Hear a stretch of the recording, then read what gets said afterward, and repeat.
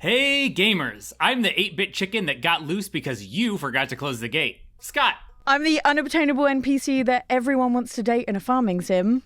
And I'm still waiting on that mod that lets you play as the cat in Stardew Valley. It's me, Patrick. Welcome to RPGaymer Season 4, Episode 4, a podcast about cozy games.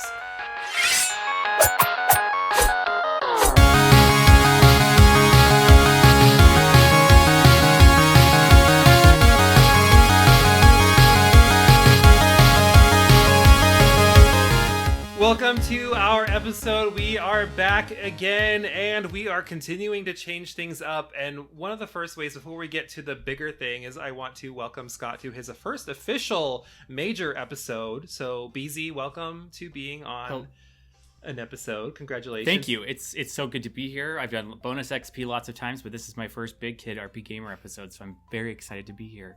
And then, most importantly, we have a very special guest today. We have the queen of cozy, Eeowna, is here. Hi, thank you so much for having me on. Welcome. We are literally, this is months and months in the making, and I'm so excited to have you here.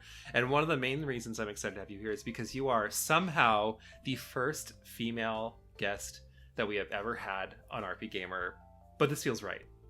It's an honor. It's an honor. I'm very excited. Hopefully the first of many. Yeah, yes. I would love it to be the first of many. But actually, before we start talking about cozy games themselves, I actually want to talk a little bit about you specifically and just kind of give our listeners an idea of who you are and what got you into this world. So I think where I want to start, I want to know what it's like being a queer woman in the gaming content industry.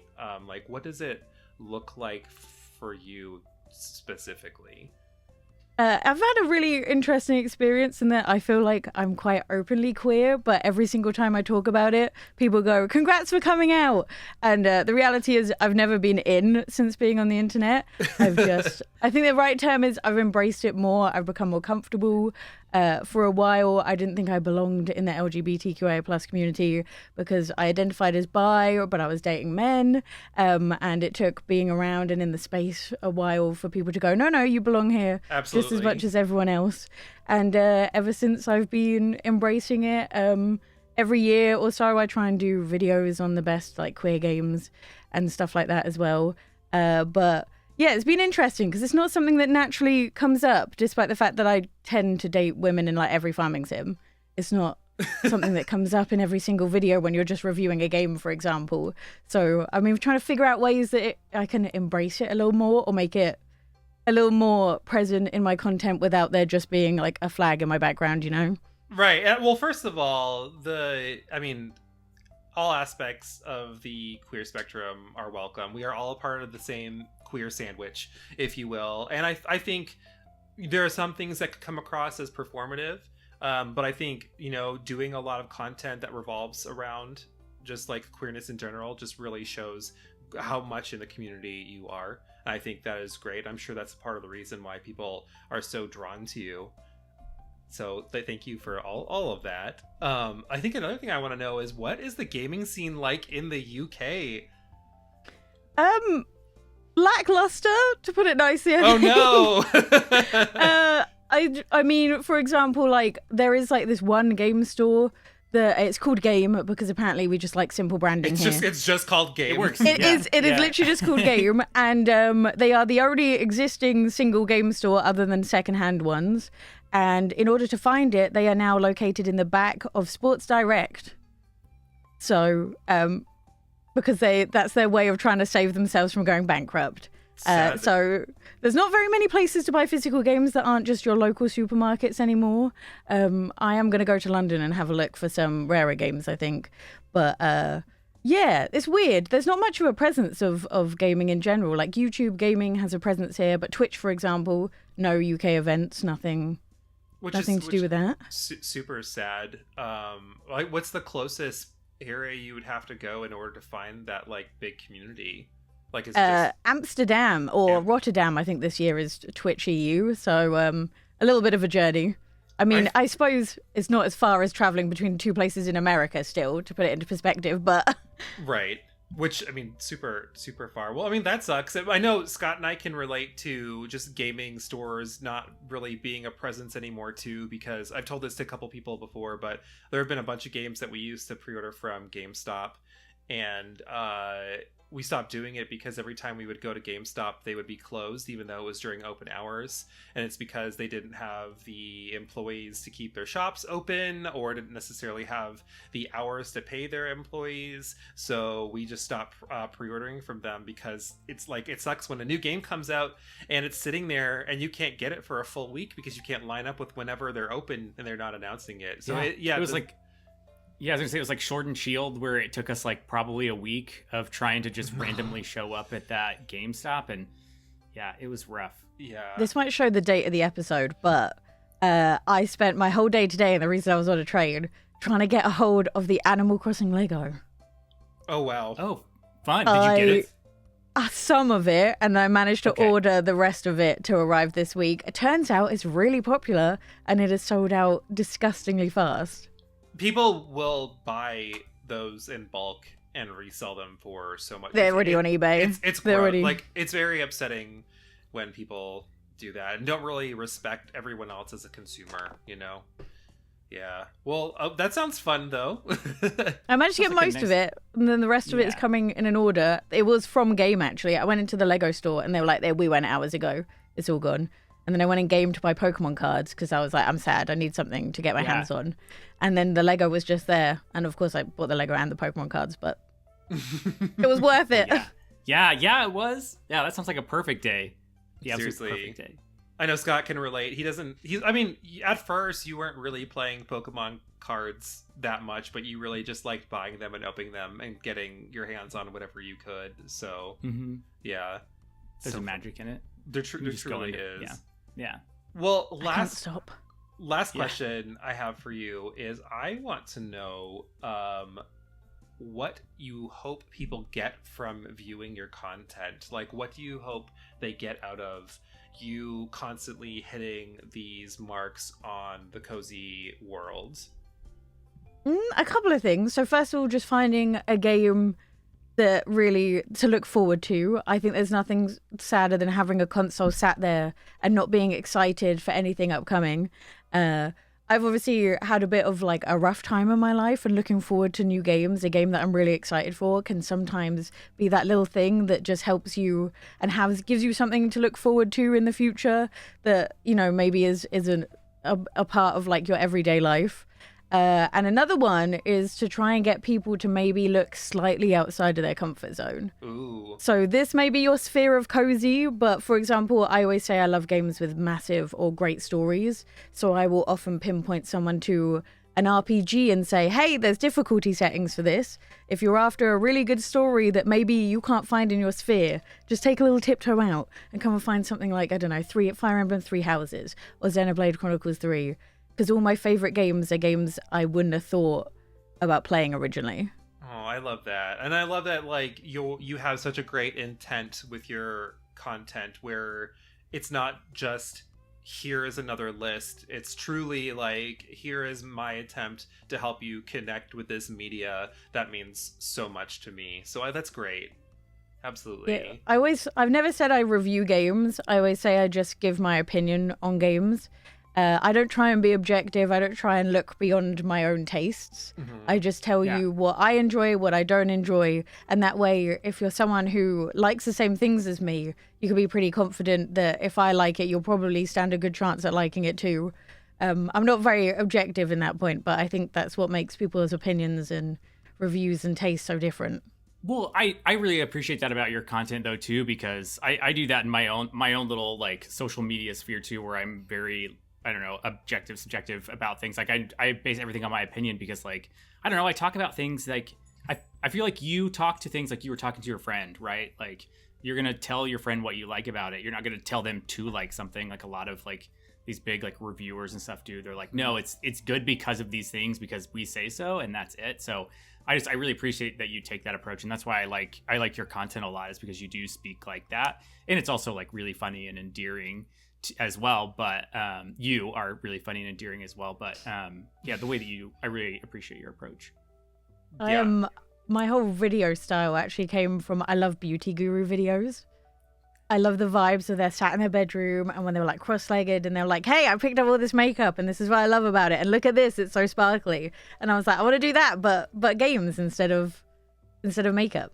Oh yeah, so many of the larger video game review channels lack connection to their audience, and that's why I resonate so well with a lot of YouTubers, because a lot of them, I won't say all of them, but a lot of them make the attempt to connect to their community and what their interests might be, and they like to make it a lot more personable. And I just truly respect that, because it proves that you really value who's coming to you, where sometimes you wonder for like the big box ones, who are you doing this for, why are you doing this, and then what money are they sliding you under the table to review their game and overlook some things, which, I mean, you don't have to worry about some of the smaller content creators for that. So yeah. I am glad ad rules are getting stricter though. It's now a lot more easier to see who's got sponsored videos or not now. Truly is. Well, let's get cracking on this discussion of cozy games with can I refer to you as the Cozy Queen? Is that okay? I'm one of them. I think I wasn't the person who coined the term. I'm trying to think, Kennedy and a casual gamer were making cozy videos way before I was. But I stumbled across it once, the term. I came across it on Twitch first, actually. So I'm one of them. Yeah, you are our Cozy Queen, so I might refer to you as that for the day. But I guess this is just where we're going to start the conversation. When did you first get your start in cozy games? Because I mean, I feel like for all of us, Scott being not too deep of a gamer, me being an old fogey gamer, and you may be somewhere in between, we all have our different starting points. So where did you guys get your starts in cozy games when you started to notice, like, this is what this is? So GameCube was the first thing I had, but I probably wasn't until I had the DS, and I'm trying to remember which one the Animal Crossing was on the DS. Oh, I know gosh. Wild World was Wii. It was Leaf. No, not Leaf. No, that's 3DS is New Leaf. But there was whichever Animal Crossing it was that was on the DS. Animal Crossing was my very first cozy game experience. So I was like, hey, this is pretty chill. I'd always change the clock back on my DS though, so I could play late at night when the shops were actually open. And actually, the Wii was really hard. Like, we had the Wii version as well, and I had to like literally battle my mum for it, because she was obsessed with I think it was Wild World that was on the Wii. So every time I'd go down to play it, my mum would be already there. How fun having hours in is it. that, though, to think of like having to combat a parent for something like that? So yeah, I think DS, Animal Crossing was the first and my one true love in gaming, I think. Scott, how about you? Oh, that's a great question. I think we'll get into this in a little bit, but I think I've only ever really played cozy games now that I realize it. Like, now that I think about it, like, I know I didn't really understand what I never heard the phrase cozy game probably until like a few years ago, until you brought it up. But I think really all games that I've ever played in some way, for the most part, have been cozy games. But I think the first one that I ever played that was like a true cozy game was, what was it, on Theme Park on PS1? Oh yeah. That we recently picked up. That's literally just called Theme Park. It's not roller coaster. It's not Roller Coaster Tycoon. Yeah, they were completely different thing. Yeah, it's I remember not some those. big title. It literally is just called Theme Park. And I still think about that game all the time. I still remember the cheat codes. The cheat code singular, because it was PS1. But that was my first one. So, being the old gamer that I am, I had to really think about this, because I don't think I enjoyed cozy games as much as a kid, because for me, I liked games that were a little bit more action-packed or had complex stories. And I felt like in the earlier era of gaming, you didn't really see that. So technically, my first cozy game was Harvest Moon for the Game Boy.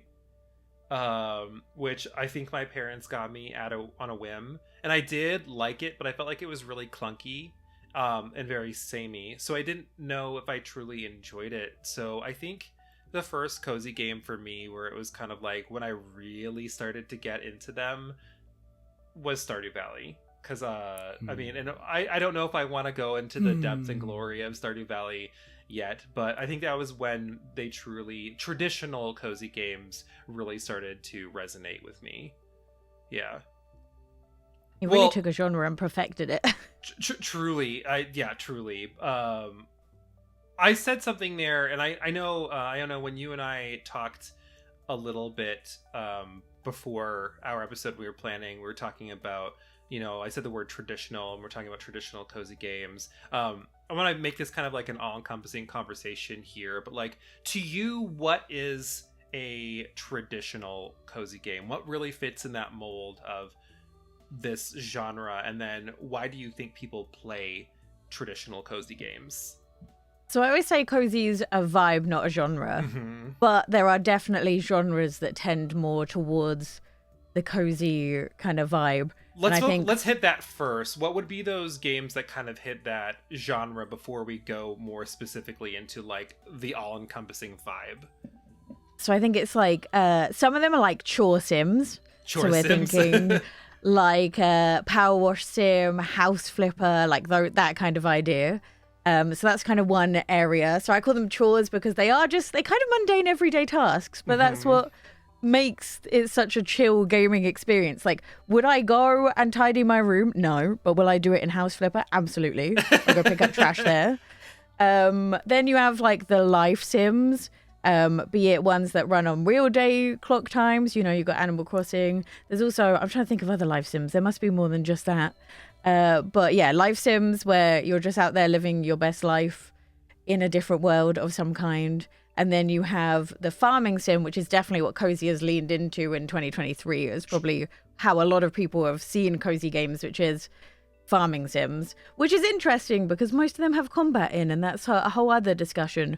But in general, they're laid back experiences, things that aren't commonly having time crunches, not a lot of stress, like games that you can just sit, relax to, maybe sometimes read, like narrative. You're talking like Coffee Talk, Cosmic Villa Sisterhood. They're basically a new way of experiencing almost books to a certain extent with different endings.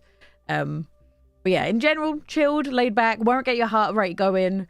There is a bit of discussion over should cozy games be sad happening at the moment. I personally don't mind a sad cozy game. I just need to be in the right headspace for it. There's a time and a place for both. But yeah, there's some discussion over whether sad games can be cozy. I think they can because sad stories hit me more, I think, are the ones that stay with me. Like Spiritfarer will never leave me, for example. Truly. Yeah, weren't you just discussing your like emotional distress meter? Is that what you called it? Yeah. Like, so some people think of cozy as being all happy. Some people are okay with having a bit of sad. That's probably like the biggest thing that would differ between people is whether they're up for crying or not when they play a cozy game.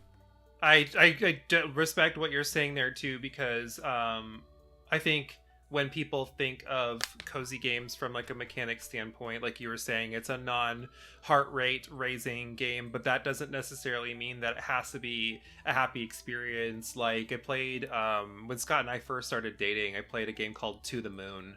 Have you played that? And I know of it, and I know how heartbreaking it is. And like, I'm not kidding you. There are a bunch of games that I don't I'm fine with admitting that they have made me sob, but that game truly just like wrecked me emotionally. Like I was just emotionally void for the next 72 hours because of how upset I was based on it. But there's no combat. There's a very minor puzzle that you do to progress the game. It's mostly just living someone's memories and their life and what's going on. But that doesn't mean that it is a warming, good feeling experience all the time. But I also like don't think that it has to be, kind of like what you're saying too. Like I don't think cozy games always have to be the most uplifting experience. I know Spiritfarer is waiting on our PlayStation for Scott to play. We've had it for a while, and I'm like curious how that one would go. There's an author who we love called TJ Klune, and he wrote a book called Under the Whispering Door. and it's about what happens to people when they pass and they kind of go into this like otherworldly realm before they get sent back into whatever's next. And you don't know what that ever next is. So they just kind of like stay in this limbo until they're ready. And it is in some capacity a cozy book because like just those something everybody can relate to and they're thinking about. But at the same time, like I cried when I read it. Scott couldn't even like finish it because it was just too much. I think there's something to be said about maybe always playing games that almost romanticize life being straightforward and easy and happy all the time. Mm-hmm. And a part of me really appreciates the times when you don't play something like that, because sometimes if you're just surrounded by these games that have only the good aspects, then I think sometimes that can make you feel worse that your life maybe isn't like it is in the game. So I think I do really appreciate games that don't romanticize maybe every aspect of everyday life, so you can remember that, hey, life is just full of ups and downs and not just ups that you get in some of the games. Sure. Maybe Scott, we'll start with you here. Being maybe the more novice gamer, what are some of the things that you think go into making a game cozy? Like, what are some of the things that give you that cozy vibe when you're playing a game? Great question. I think I know I'm sure this is worthy of like a bigger conversation, but I think to what Eeowna was saying a moment ago, but I think to me, I think combat is one of those things where it's like either there's like no combat or combat optional sometimes. Mm-hmm. I always think of like that lack of chaos as well, because when I think about like what cozy games are to me, like they're almost like comfort food. Like they feel like comfort food, you know, like they make me feel, but also not feel at the same time. So I think it's just like for me, there's typically always like, they're always art driven in some way, like some style of art. And I think that cozy games really rely on whatever the art style they choose that lane. I think they really rely on that as well to like drive the narrative, but also like help you feel whatever they're like wanting you to feel. Were there any games with like a specific art style that stood out to you from the ones that you've played? Well, like I'm trying to think, like, what is the one I just played? The Last Campfire was gorgeous. Talking about games that like make you feel, but also like such a slept on game. Yeah, it was beautiful, and it was one of those games that like it dealt with a lot of death, right? And like what happens and like ambiguity of life and a lot of sadness, but it also it did it in such a beautiful way with the art style that I mean, I think I played it on your Switch, so I'm sorry, there were probably like 400 screenshots like, probably on your Switch where I was just like, I need to remember this reference image because it's beautiful.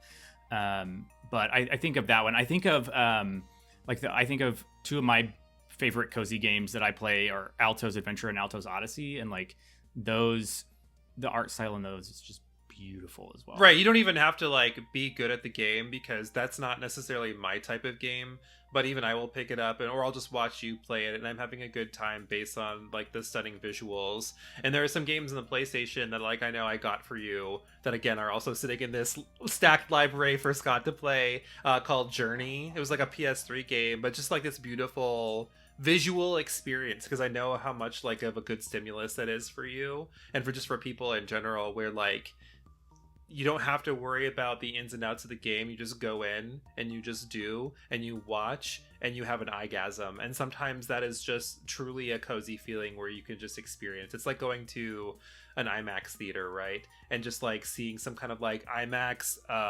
science show or undersea exploration or something like that, where you just sit and you just coast and relax and absorb. It's great.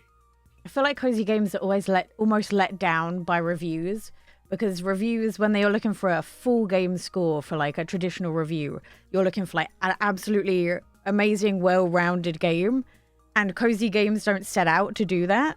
They don't want to give you all the highs and lows of every single aspect.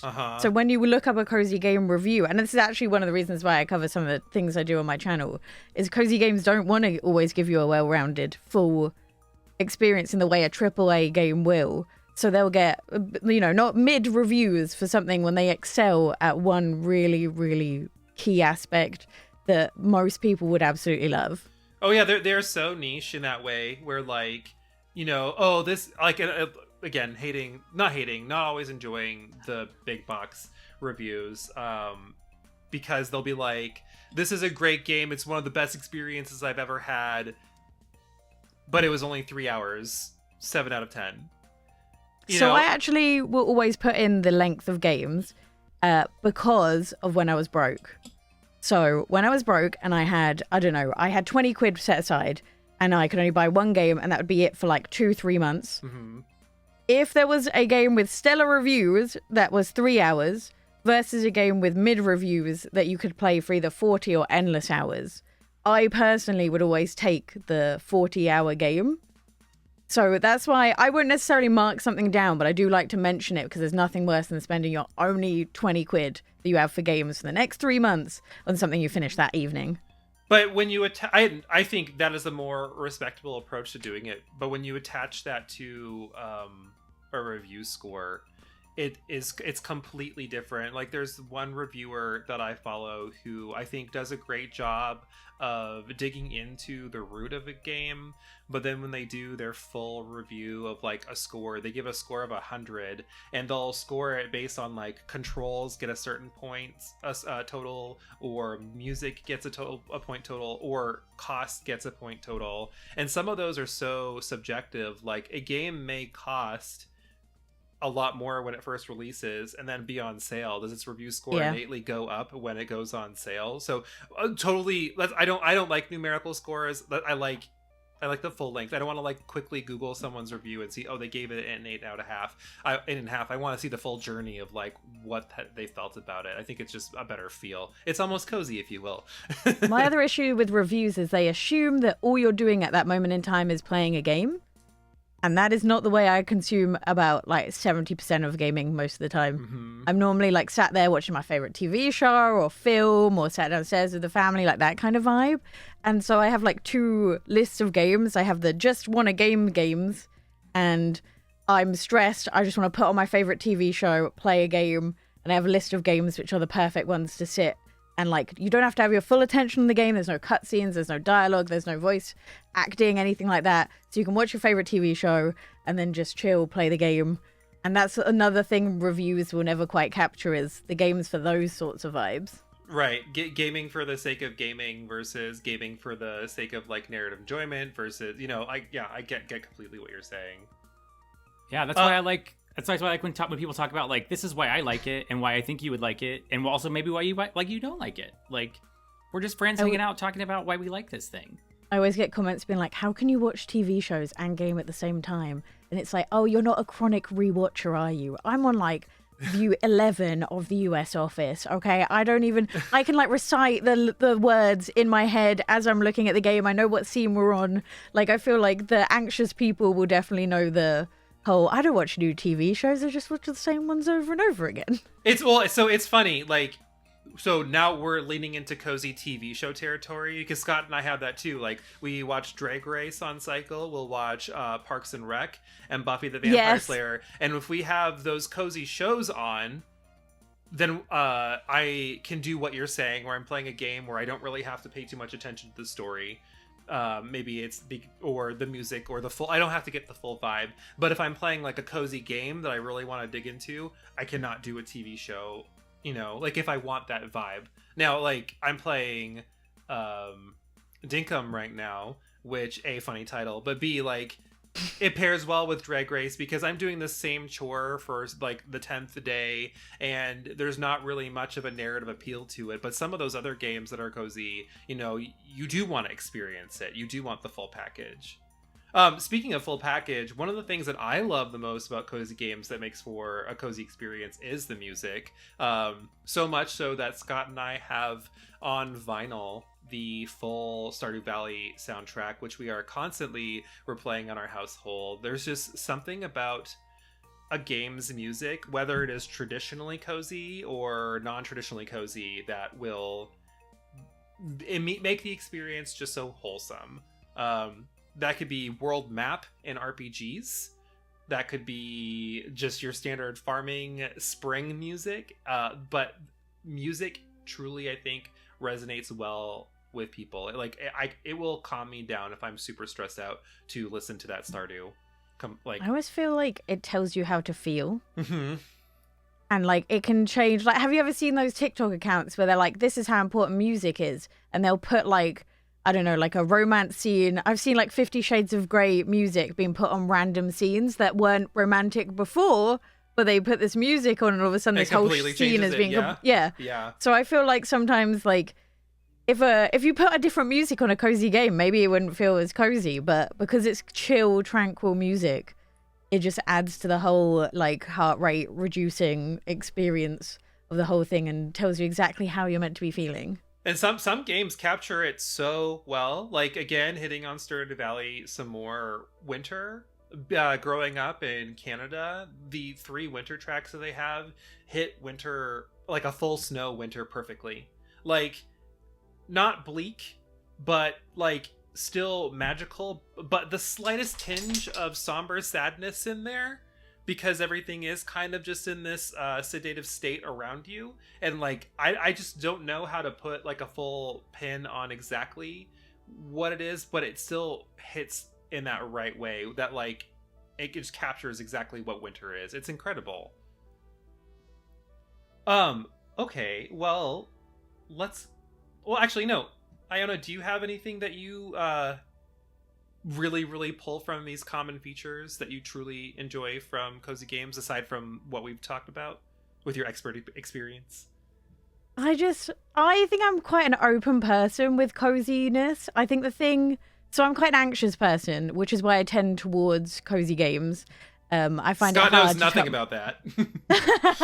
I find it really hard to shut my brain off sometimes, which is why I often find myself consuming more than one media at any one point, which I think was really what I started to get into with cozy games. But in general, I'm quite open with what it is. What I'm really looking for a lot of the time is consistency. I want to boot up the game and I want to know immediately what I'm doing. I don't want any stress.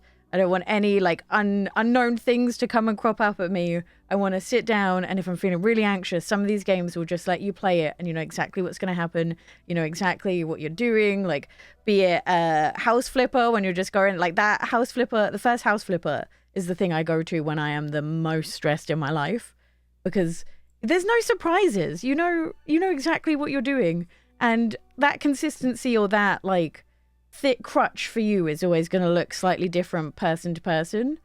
But yeah, what I look for is purely just consistency and the peace in knowing what's ahead of me in a game. Truly, Yeah. that makes sense. Oh, go ahead, Scott. I was gonna say that's one thing I really like about cozy games as well, is because I also typically have a lot going on, and I feel like a lot of the cozy games I play, a lot of times you typically do like one thing, and you do one thing like really well, and sometimes that's like, oh, you're like focusing on your farm, right? Or in like Stardew Valley, that's like the one thing you're focusing on. Or like sometimes, like I was talking about Alto's Adventure, you're literally just going down a hill and the one control is just like hitting the button. There's like one button you can hit, right? So it's like, I think to me that's part of what a lot of the games that, you know, a lot of the cozy games I play is like, they either, there's one mechanic that you do, or there's like sometimes literally just one physical thing that you can do to just like, yeah, this just reduces the chaos. You're just focusing on one little thing. You know what you're doing. You know what you're getting into. No surprises. Like, I love a good story, but the thing I come back for the most is consistency, I think. Yeah. There's a time and a place for a big story, but there's also a time and a place for doing the same task, chore sim style, over and over again. Yeah. I guess that makes sense to me too, and resonates, like thinking of a game like Mario 64, because I have some games to me that aren't traditionally cozy that I would like throw in that cozy bank for me, but there are some older games as well that also don't, and I think it's because they have that huge tonal shift throughout the game that makes it a little bit unpredictable. And thinking of something like Mario 64, which you've played, right? Well, when you get to the ghost house and then there's the fucking piano that starts screaming at you, making the most terrifying noise, and like you're like, shit, there's this piano with teeth coming at me, and it's like making destructive piano noises as it's literally coming for me. Or the giant eel, which we always seem to come back to on our episodes. There are certain like tonal shifts as you go through a game where sometimes you can give kudos to game developers for throwing that in there because maybe the game needs that to keep it from being stagnant. But I don't think cozy games people worry about that as much because that's not what they're going for. Like the decompression, sometimes what you're saying, the knowing what to expect, the consistency truly matters in that. It's just all about slowing down a little bit as well. Mm-hmm. Life is so fast, and sometimes you don't need a massive thing to come at you and go, oh, actually, this is a massive plot twist. Sometimes you don't want any twists at all. Well, actually, let's talk about then I want to kind of volley the conversation over to that because I don't know if this is just a me thing, but there are some cozy games that I find are labeled as traditionally cozy that actually stress me out more. Like, I can't play them before bed because there is too much to manage, too much to do, too much going on. And I think the games where they're truly telling you this doesn't matter, like in Animal Crossing, it doesn't matter. In Dinkum, it doesn't matter. In Stardew, he removed that it mattered and made it not matter, you know? Like, there's also like not enough to do to worry about it. But then I play a game like let me look at my list. My Time at Portia, and there's too much to do and too much to plan and navigate and collect that I am so stressed and wired that I probably won't sleep that night if it's a game that I play before we start to wind down before bed. Like it has the exact opposite effect on me. And I didn't know how that felt for you guys for some cozy games where it's like, fuck, this is too much. Actually, that's how I felt my first time playing Stardew. I was like, commonly you get like comments in YouTube being like, you said this is cozy and that's not cozy. Like that's a common, like, people have different ideas of cozy, so you're always going to get that. But after playing, I've only recently kind of got into Stardew Valley, and there's been a few times where I felt validated by my choices of other cozy games if people saw Stardew Valley as cozy. Mm-hmm. Like, I've been like, so No Man's Sky is one I often get comments on, being like, you called this cozy, like, it is, if you go through the settings and turn stuff off, it is cozy. But like in Stardew Valley, like the amount of times I've just been screaming, running back at my house from the mines, trying to make it back in time. There are those to little not pass out. that put that pressure on there, such as that, or like I feel like me, I don't like necessarily optimizing in games, especially in RPGs, because I don't necessarily like breaking the experience and just making everything obsolete. But that pressure to make as much money as you possibly can sometimes take that fun away because you don't think long game. It doesn't truly matter. Like, I'm not sure if you played Stardew. Well, I guess you didn't play Stardew when it originally came out, but a lot of people complained about the 2-year mark because your grandpa would come and review you, and people didn't feel like you were being reviewed very fairly because, oh, you know, like this is supposed to be cozy. And I guess he made that less punitive feeling after the 2-year mark, where it's like, no, it's okay, like don't worry about it, like keep playing the game, which made me feel a little bit better because now I'm not like, oh, I have to make sure I do the community board as fast as possible while giving all these gifts, making sure I like plan a route that hits as many people as I walk through town to talk to them as possible, and making sure that I'm getting all these gifts. I think it's what you impose on yourself. And I think that is one thing that I sometimes struggle with when playing those games, because I want to get the most out of it, but sometimes it has the opposite effect. Scott, I see you nodding your head. Do you agree?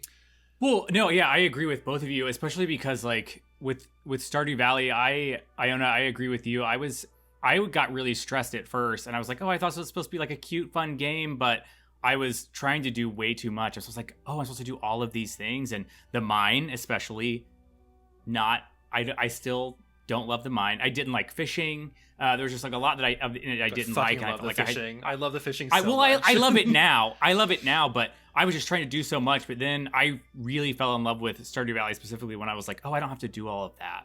Like I can just do whatever I want and like not worry about all of that. Like I think a good example is I want. I believe for ages I was playing Animal Crossing wrong. I remember I'd go and I'd decorate and I'd be like, oh, this looks so cute. And then I'd go on like Twitch and I'd see these ridiculous builds. And I'd just be like, what's even the point? Like, I'm not playing the same game they are. Why do I even bother decorating? And I think like sometimes you can see other people's experience of these games and think that that's how you have to play them. And I think it's so freeing to realize that you don't have to be the best. It doesn't have to be the prettiest. You just have to enjoy your time with it. And that's all that matters. Truly. I agree with you. I am the exact same way.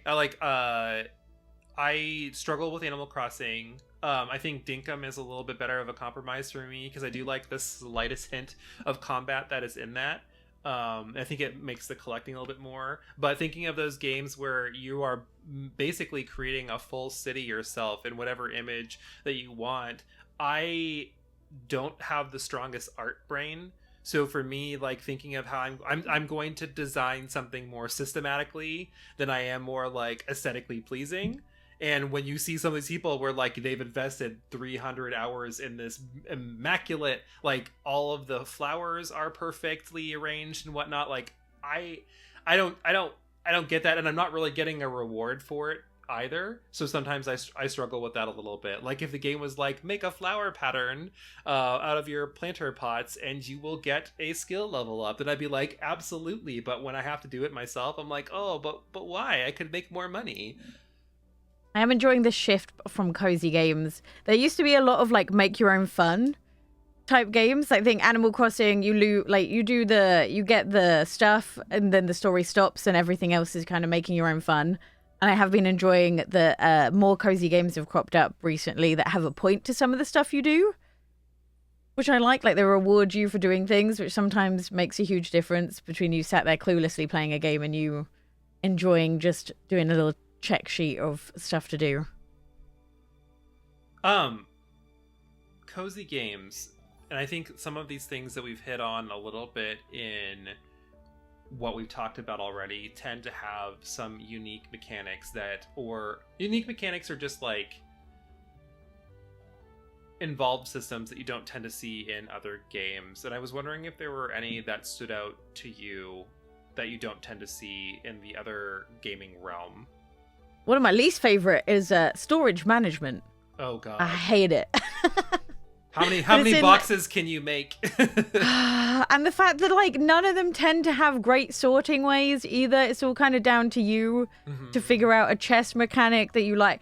And I don't know, some people I guess enjoy sorting stuff like that, and some people hate it. But it seems to be in almost every game. So I'm probably one of those people who enjoys it, but that's because I do that in our house all the time. Which Scott knows, so I'll be like, hey, this is the drawer for these things. And if I see anything that isn't one of those things, you're dead. Like it is over. So I might be one of those people. How do you arrange your boxes? Just out of curiosity. Randomly, and people will come into my Twitch chat when I'm playing Stardew and say I hate this. That like first time chatters will be like, your inventory management is terrible, and I'm like, and I'm going around and I'm like, oh, I need to find this one thing, and chat are just watching me open like 6 different boxes, like scanning, and they're like, see, this is why you do inventory management, Eeowna. And I'm like, nope, not worth the time, don't want to do it. See, not doing it. I always do it. This is my logging box, so all the things that have to do with wood go in here. This is my metals box, like anything with ore, and then like all the random pieces of things. This is my farm box with all of like the like corn and stuff that I've harvested already. I just do it like that off the bat because at this point I know how to manipulate the game to make it work for me. But I know when I first started with cozy games, it was still very that energy of like, how many different boxes do I have where there's no semblance of organization? So I think of them. Yeah, I think I do that now just to help with that, so that way I don't have that issue later. But it's if I were you, just for funny content, it'd be hilarious if you just reverse trolled those people, and you were just like, I don't know what boxes it's in, and like they're like, it's right there. I'm gonna go to the next box. They'll be like second from the left when I've been there for like 3 minutes going, I swear I had this, and they're like, you do, it's in this box, this row, you just keep on missing it. And I'm like, oh, thank you, see, this is easy, this is great. Scott, what was a unique mechanic that you noticed for cozy games that you really liked? That is a great question for me specifically. I think a lot of times, a lot of the games that I find cozy tend to have puzzles in them. Okay. Yes, and not necessarily like straightforward like Tetris puzzles, but like unique perspectives on puzzles. Like Patrick and I just played Viewfinder together. Mm-hmm. That's so good. Right, and it's beautiful, but it's it's like mind-bending puzzles, and it was so fun to try and solve those things together. So I always really like the cozy games that have like, just like puzzle games, except for that one terrible one that we played that took 100 years. What was that one? The one you're on an island and they're just The like Witness. The Witness. I Literally thought you liked that one. I did, but also it was it caused a lot of anxiety at the time. Yeah, but, the IQ spike gets really high at some point, or if you don't catch like the mechanic for that part of the island of what you're supposed to do, like then you just feel like you're flailing. I agree with Viewfinder, where it's a lot of fun until the last 5 minutes, and then it's just anxiety. Which have you done that, Eeowna?